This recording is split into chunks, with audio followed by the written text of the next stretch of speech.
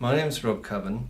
I run my own graphic design and marketing company called Rob Cubbon Limited. Well, the projects can be absolutely anything. People can phone you up and ask you for anything. I mean, you could divide them into web and print, Right. which is two big parts of what I do.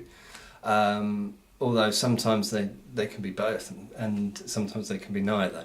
But an example of a website is that I did a website recently of somebody who who has a great idea of employing people around the world to act as hosts in their home countries, and for a very nominal fee can meet people in foreign countries and show them good hotels and good places to stay.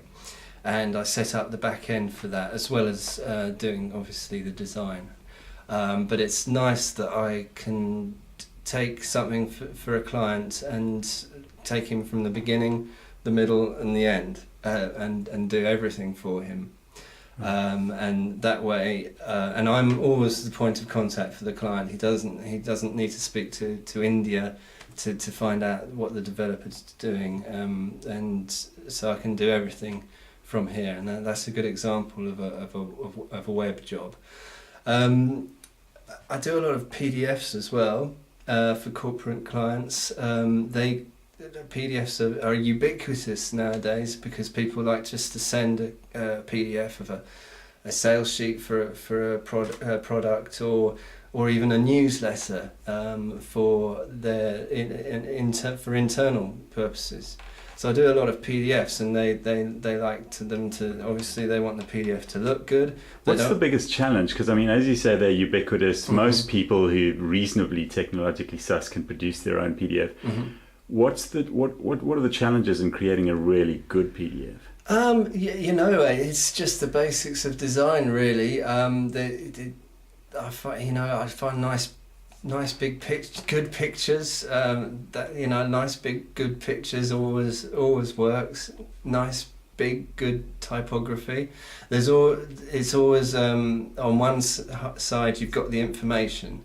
You've got to get the information across, and on the other side you've got aesthetics, and there's always it's I don't want to say the word battle, but it's like a battle between the two of them.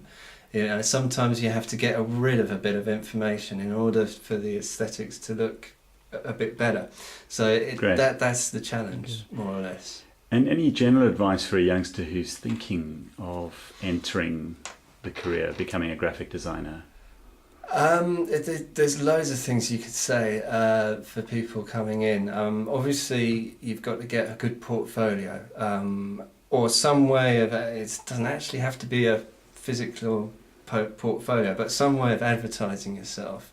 And it's desperately difficult because we're in the business of advertising, and if you're advertising people's products, you should be able to advertise yourself. It sounds simple, but it isn't. It is actually the hardest thing in the world to be able to advertise yourself.